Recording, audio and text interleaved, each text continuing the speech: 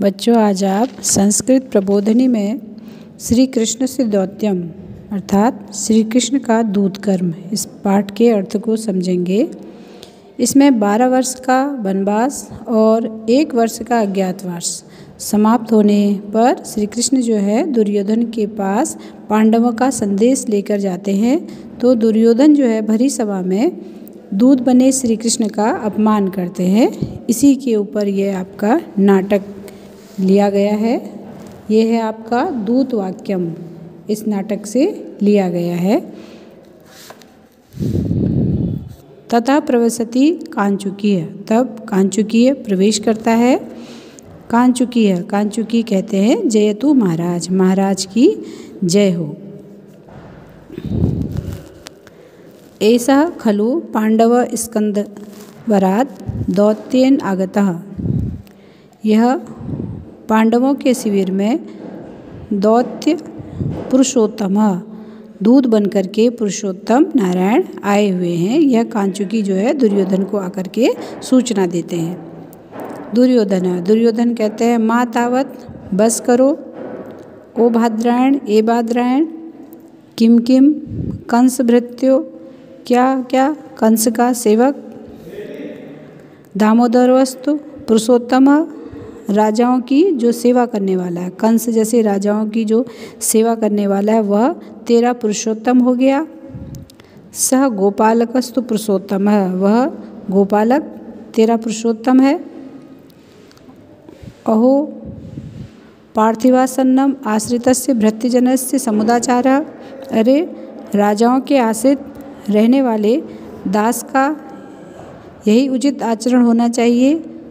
सगर्वम खलस्य वचनम आ अपध्वंसः, सगर्वम अपनी इसी गर्व से युक्त वाणी में, आ अपध्वंसः, अपध्वंस कहते हैं नालायक को, अरे नालायक, यानी दुर्योधन जो है वो कंचुकी के ऐसा कहने पर, श्री कृष्ण को सम्मान देने पर नाराज हो गए हैं। कांचुकीय प्रसिद्धतु महाराज संभ्रमेण समुदाचारो विस्तृत, कांचुकी कहते हैं उन्हें पता चल गया कि दुर्योधन अब नाराज हो गए हैं, तब कहते हैं प्रसिद्धतु महाराज, महाराज आप प्रसन्न हो।